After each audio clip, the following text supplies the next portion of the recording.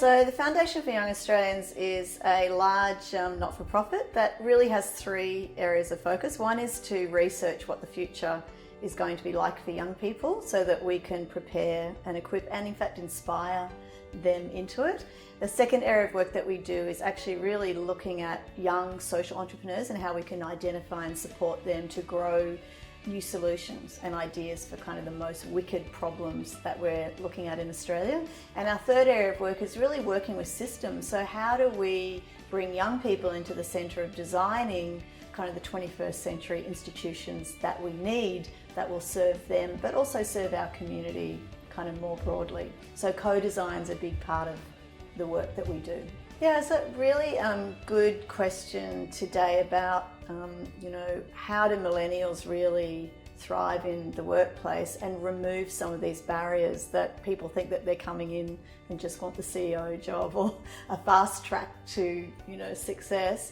And our experience is kind of that that's not actually the case. Most millennials really just want to learn, and they learn pretty fast and they want to build their kind of skills and capabilities. So any workforce today needs to really think about how do I help millennials grow, develop, build a set of skills and capabilities that are going to really help them advance. The other thing that most employers need to know about millennials today is that they may be doing more than one thing. So their job at their organisational institution might be only one thing that they're doing, they may be doing two or three other things. So that kind of, I think in the past probably people felt that there was kind of a disloyalty or betrayal of the main job if you were doing other things. But today, for most millennials, they're running a portfolio career. And so you are one of the things that they're doing or one of the people that they're working with. So understanding that and understanding how to help millennials kind of navigate that, I think is really important. And then the last thing that's really interesting about the workforce today is for the first time in millennia, we've got 5 generations in the workforce. So we've got a deeply intergenerational workforce, which we have not had for a very long time, 5 generations. So how do 70-year-olds and 18-year-olds work together in the new world of work is really challenging. In the next 5 or 10 years, the workforce in the world will be 75% millennials. So we're actually moving very fast to a time when millennials will dominate the workforce.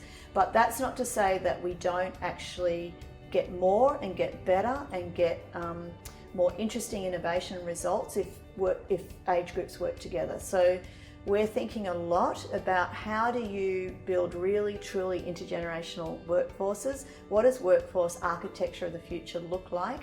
And how do you bring the best of what people have to those workforces rather than a kind of competitive, kind of bear pit environment about who's going to take whose job?